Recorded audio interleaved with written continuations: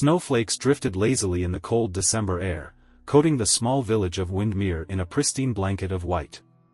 The narrow cobblestone streets were lined with garlands of evergreen and twinkling lights, and the villagers, bundled in scarves and coats, bustled about with smiles that seemed to ward off the biting chill. This year's Christmas fair was the grandest the village had seen in years, a vibrant display of tradition and joy. Yet, beneath the cheerful hum of holiday carols, something felt off. I was standing near the bakery stall with my sister, Emma, watching her clutch a steaming mug of cocoa with both hands.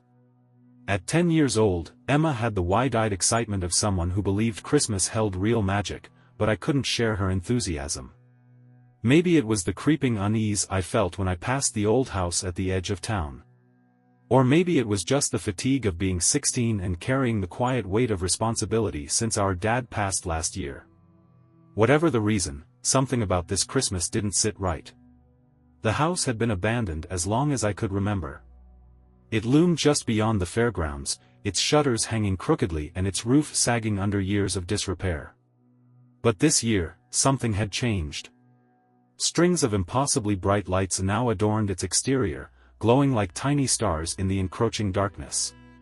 On the porch stood a woman dressed in a rich red robe, its fabric shimmering like silk in the firelight. Her hood was pulled up, shadowing most of her face, but I caught glimpses of sharp, elegant features beneath it. Children flocked to her, drawn like moths to a flame. She handed each one a toy, and not the cheap plastic kind you'd find in a dollar store. These were exquisite creations, wooden soldiers with painted uniforms, delicate porcelain dolls, clockwork animals that moved with startling realism. Emma's eyes lit up when she saw the toys. "Can we go?" she asked, tugging at my sleeve. "Please, Jamie." I hesitated, glancing at the house. Something about the woman unsettled me.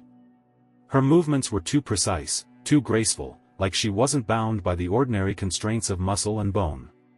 But Emma was already trotting off, Coco forgotten. By the time I caught up, she was at the front of the crowd. The woman bent down, her hood slipping just enough to reveal piercing gray eyes that seemed to glow faintly. "And what is your name, dear?" the woman asked, her voice soft and melodic. "Emma," my sister said shyly. The woman smiled, and the expression chilled me. It was a smile that held no warmth, only a predator's satisfaction. She reached into a chest beside her, retrieving a toy, a small wooden marionette with a painted face and string joints that looked fragile enough to snap at a touch.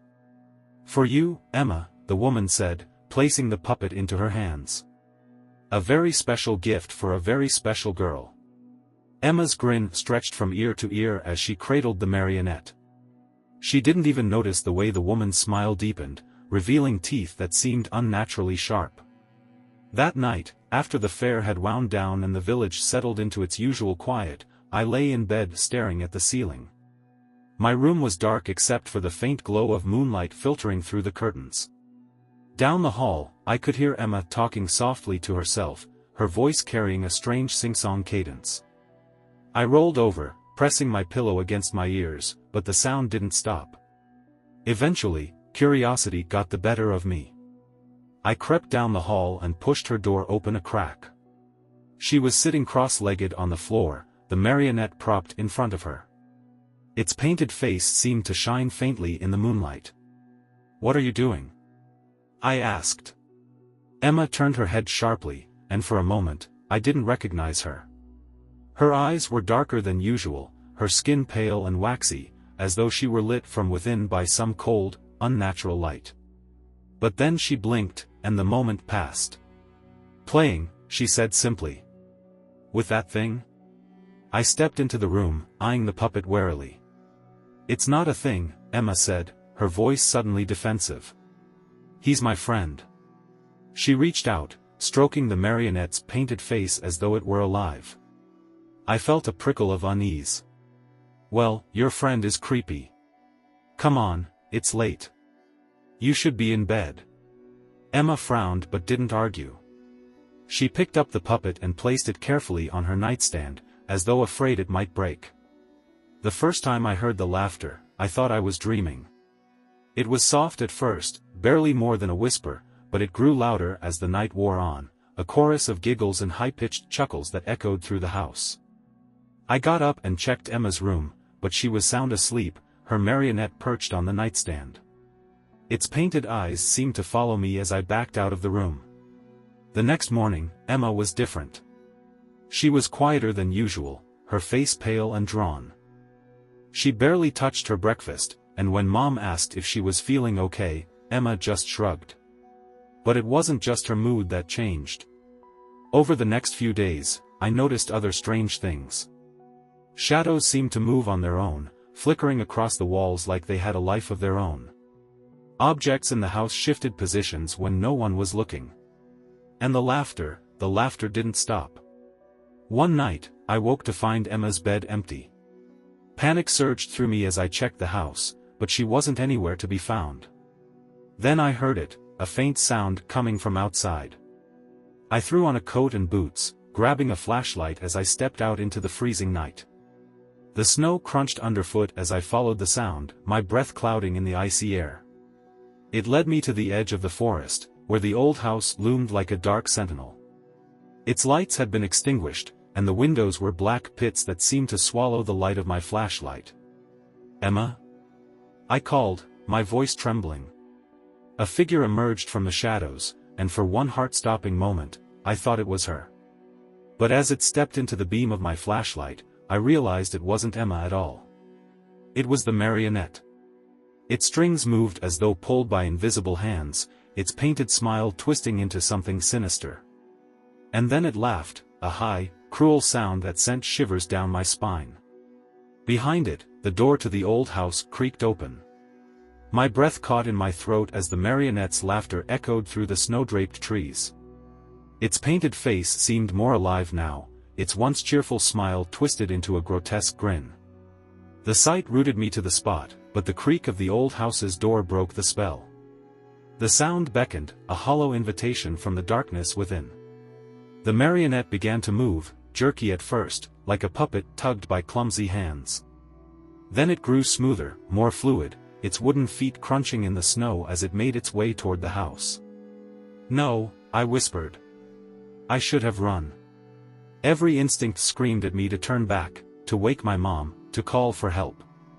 But Emma was in that house, or at least I thought she was, and I couldn't leave her. Gripping the flashlight tightly, I forced my feet to move. The marionette reached the open door first. It turned its head to look at me, its painted eyes gleaming with malice, before slipping inside. I swallowed hard and stepped up to the porch. The air here felt colder, heavier, as though the house itself exhaled a malevolent chill. Strings of light still clung to the eaves, but they were no longer bright and cheerful. Now they flickered weakly, casting sickly shadows that danced across the warped wooden boards. I peered through the doorway, my flashlight's beam slicing into the gloom. Inside, the air smelled of decay and old wood. The walls were lined with shelves crowded with dusty toys, porcelain dolls with cracked faces, tarnished tin soldiers, wind-up animals frozen mid-motion. Each one seemed to watch me as I stepped inside. "Emma?" I called softly. My voice seemed to vanish into the oppressive silence. The door slammed shut behind me. I spun around, heart hammering, and tried the handle, but it wouldn't budge. The room seemed to grow darker, the shadows lengthening and deepening until the flashlight's beam barely illuminated the space around me. And then, I heard it. The laughter. It came from somewhere deeper in the house, a chorus of high-pitched giggles that set my teeth on edge. "Emma!" I shouted, louder this time. No answer. I crept forward, every creak of the floorboards beneath my feet amplified in the silence. The laughter grew louder as I approached a staircase that spiraled into the shadows above. Hesitating for only a moment, I began to climb. The second floor was even colder than the first. My breath misted in the air as I swept the flashlight across the hallway. More shelves, more toys. Their glass eyes gleamed like tiny stars in the darkness. At the end of the hall, a single door stood ajar, pale light spilling out from within.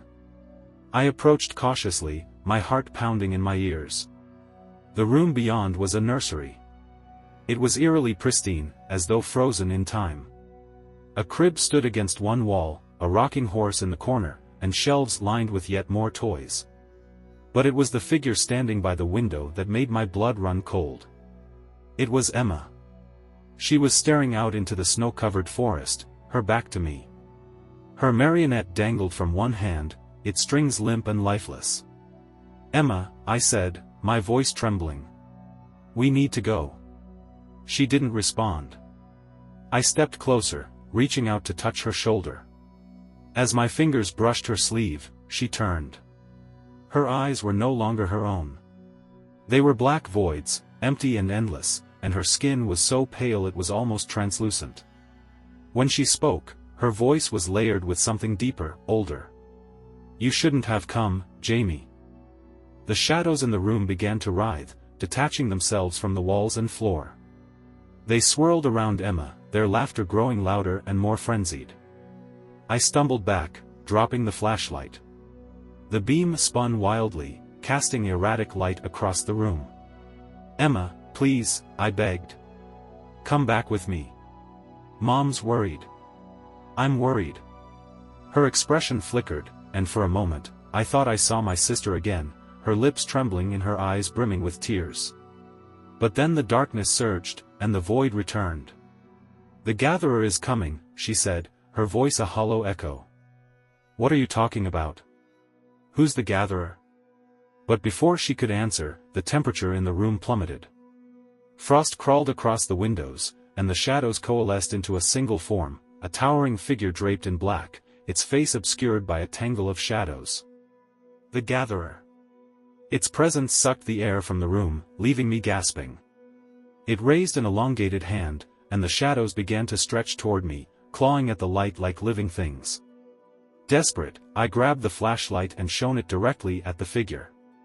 The beam seemed to slow the shadows, making them recoil slightly, but it wasn't enough. The gatherer stepped forward, its movements slow and deliberate, like a predator savoring its prey. "Emma, help me!" I shouted, but she didn't move. She was part of this now, bound to the darkness. I stumbled back toward the hallway, my only thought to escape. The shadows lunged, snatching at my feet, my arms, trying to drag me down. I swung the flashlight wildly, the beam slicing through the darkness just long enough for me to break free. I bolted down the stairs, my heart pounding in my chest. The laughter followed me, echoing through the house, mocking and relentless. When I reached the door, it flung open on its own, and I burst into the freezing night. Behind me, the house seemed to exhale a cloud of darkness that spilled out into the snow. The lights in the windows flickered one last time before going out completely. But I didn't stop running.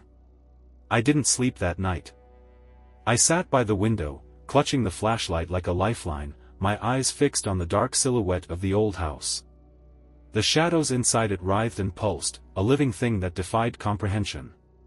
And somewhere inside, my sister was lost. The sun rose over Windmere, but its light offered no warmth or comfort. I hadn't slept. The village looked serene in the early morning glow, as if the horrors of the night before were just figments of my imagination. But my trembling hands and the sharp ache in my chest told me otherwise. Emma was still in that house, trapped with whatever the gatherer was. I needed a plan, but I didn't even know where to start. The library. It was the only place in the village where I might find answers.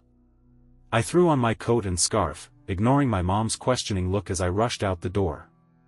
The library smelled of old paper and ink, its shelves towering over me like ancient sentinels. Mrs. Callahan, the elderly librarian, peered at me over her wire-rimmed glasses as I explained, carefully avoiding the full truth, that I was researching local legends. She led me to a section filled with brittle, leather-bound books and old newspaper clippings. "I've lived here 70 years, she said, her voice quavering, "and people don't talk much about that house. It's bad luck, you see." She leaned in closer. "But if you're looking for history, this might help." I thanked her and dove into the materials. The more I read, the more the pieces began to fit together, though the picture they formed was grim. The house had once belonged to the Hargraves, a wealthy family who moved to Windmere over a century ago. They were reclusive, rarely seen in the village, but their children were known for their odd behavior, speaking to invisible friends, wandering the woods at night. And then, one Christmas Eve, the entire family vanished. Some said they'd fled, others whispered of darker things. The house had stood empty ever since, save for the occasional drifter or daredevil child, none of whom were ever quite the same after setting foot inside. But the most chilling discovery was an old folktale about the gatherer of children's souls. According to legend, the gatherer appeared on the longest night of the year, drawn to places where despair lingered. It lured children away with promises of gifts and magic, only to trap their souls, feeding on their laughter until nothing remained. I shoved the book away, my stomach churning. Emma wasn't just in danger, she was in the process of being consumed. I returned home as the sun dipped below the horizon, the shortest day of the year giving way to the longest night. The fair had been dismantled, and the streets were eerily empty. My mom was cooking dinner, humming softly to herself, oblivious to the storm brewing inside me. I wanted to tell her everything, to beg for help, but I knew she wouldn't believe me. Adults never did. As the clock struck 9, I grabbed my flashlight, a backpack stuffed with supplies, and the thickest winter coat I could find. "I'm going out," I said, avoiding her gaze. "Jamie, it's late," she called after me. "I won't be long," I lied, closing the door behind me. The house loomed in the darkness, its windows dark and lifeless. The porch lights were out, but the faint, unnatural glow of the toys inside spilled through the cracks in the shutters. My heart thundered as I stepped onto the porch. The door creaked open, as if the house had been expecting me. This time, I was ready. I had salt, candles, and a lighter stuffed into my bag, every bit of folklore I could remember about warding off evil. I didn't know if any of it would work, but I couldn't face the gatherer empty-handed. The laughter began as soon as I crossed the threshold. It was louder now, more frenzied, echoing off the walls. The toys on the shelves seemed to move in the corners of my vision, their eyes gleaming with malicious glee.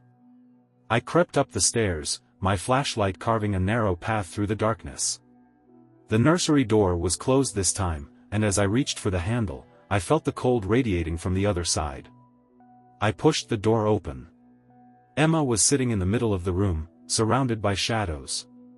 The marionette lay in her lap, its strings pulled taut as though invisible hands were manipulating it. She looked up at me, her blackened eyes void of recognition. "Emma," I said, my voice breaking. "It's me, Jamie. I'm here to take you home." Respond. The shadows surged, and the gatherer stepped forward. Its form was even more imposing now, towering over me, its face an amorphous mass of shifting darkness. "You cannot take her," it said, its voice a low rumble that shook the walls. "She belongs to me now."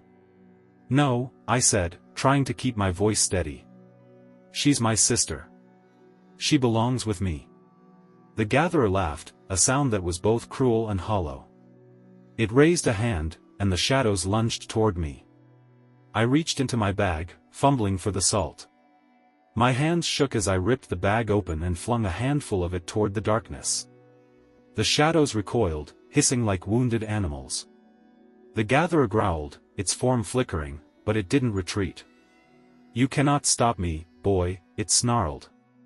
"The bond is already formed. Midnight approaches, and with it, her fate is sealed." I glanced at the clock on the wall. 11:30. I had 30 minutes to break the bond, or lose Emma forever. Desperate, I turned to her. "Emma, listen to me. You don't have to stay here. Fight it. Please." Her lips trembled, and for a brief moment, the shadows around her faltered.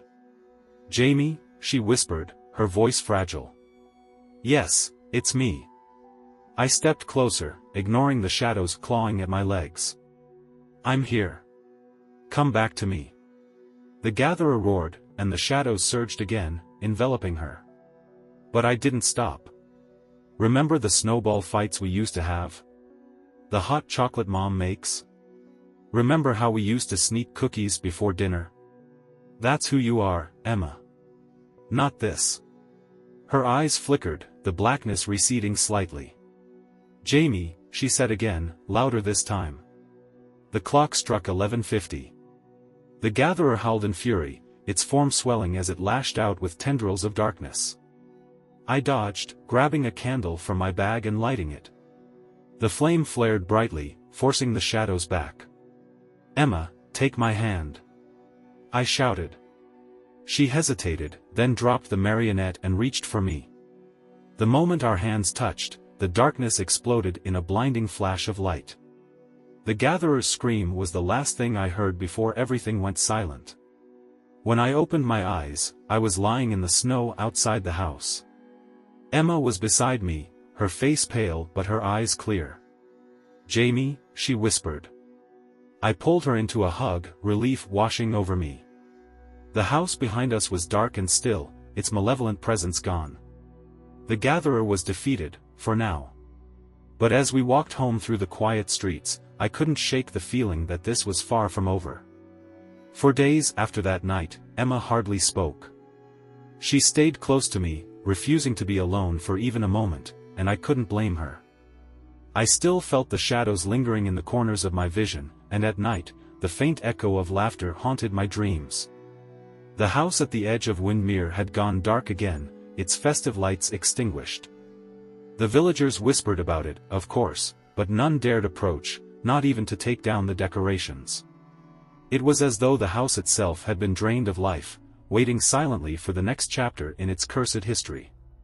But even with the house quiet, I knew the gatherer's presence wasn't truly gone. Something about the way it had screamed, not in defeat but in rage, left me uneasy. I'd won a battle, but I wasn't sure I'd won the war. Emma seemed better as the days passed. Her cheeks regained their color, and her laughter, real laughter, began to fill the house again. On Christmas morning, she was almost herself again, tearing into presents with wide-eyed glee. But I noticed little things that didn't sit right. She avoided shadows, even the faint ones cast by the Christmas tree lights. And when the sun set, her mood shifted, her movement slower, her gaze more distant. It wasn't like before, but it was enough to keep me on edge. One evening, after dinner, I found her sitting in her room with the marionette. I froze in the doorway. Emma, where did you get that?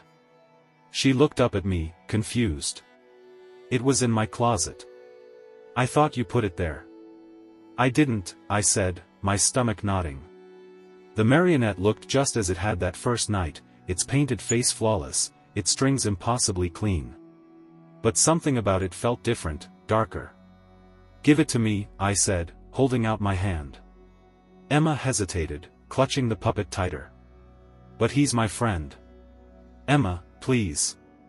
Her lip trembled, but she handed it over. As soon as it touched my hands, a wave of cold shot through me, making my fingers numb. I fought the urge to drop it, forcing myself to carry it downstairs. I built a fire in the backyard, the flames crackling against the icy air. The marionette felt heavier than it should have as I threw it into the flames. For a moment, nothing happened. Then the fire erupted. The flames turned black, surging upward as though alive. The marionette didn't burn, it writhed, twisting and jerking as if something inside it was trying to escape. And then, from deep within the flames, I heard it. The laughter. I stumbled back, shielding my face as the black fire consumed the puppet. The laughter grew louder, more frantic, until it cut off abruptly, leaving only silence. The fire returned to normal, crackling softly as the last remnants of the marionette turned to ash. I stood there for what felt like hours, staring into the embers, trying to process what had just happened. When I finally went back inside, Emma was waiting for me at the kitchen table. "Is it gone?" she asked softly. "I think so," I said, though I wasn't sure I believed it. Weeks turned into months, and the winter thaw gave way to spring. The village returned to its usual routines, and the events of that night became another secret tucked away in Windmere's history. But I couldn't forget. I started noticing patterns in the old stories, disappearances, strange events, whispers of shadows. They didn't just happen here. They happened everywhere, in places far removed from Windmere, always tied to the darkest nights of the year. The Gatherer was still out there, moving from place to place, preying on those most vulnerable. And it wasn't finished with us. The first sign came on Emma's birthday in June. She woke up screaming, clutching her stomach as though something inside her was trying to claw its way out.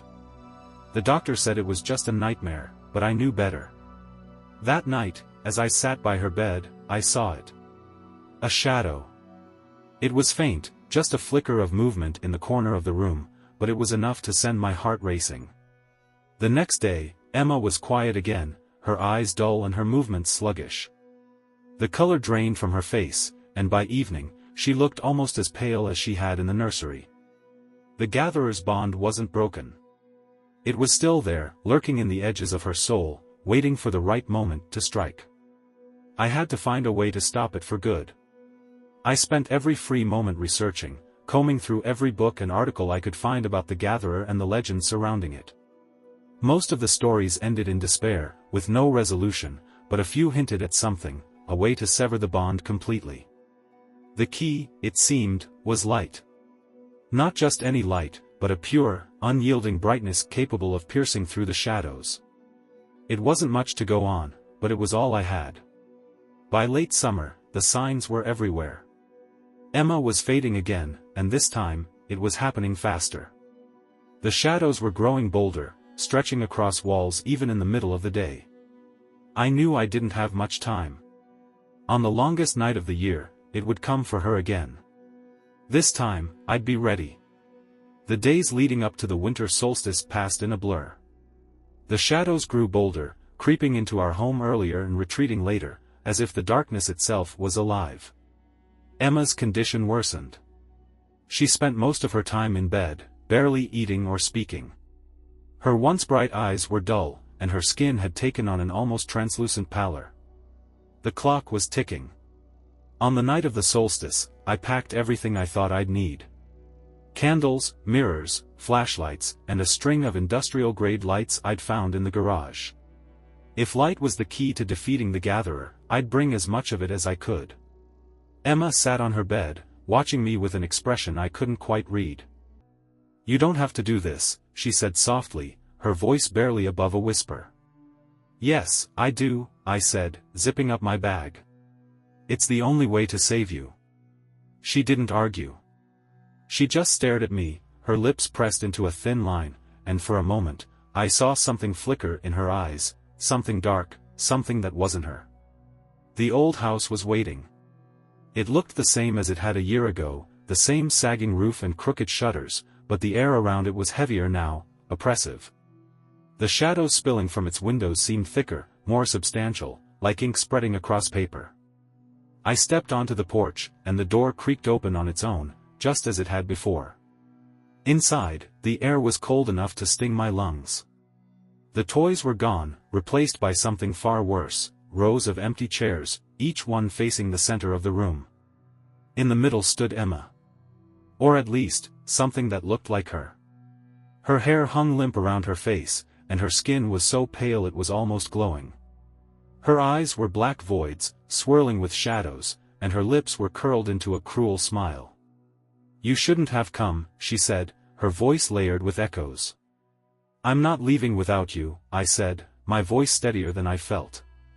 She tilted her head, the movement unnatural, jerky. "I'm not yours to take."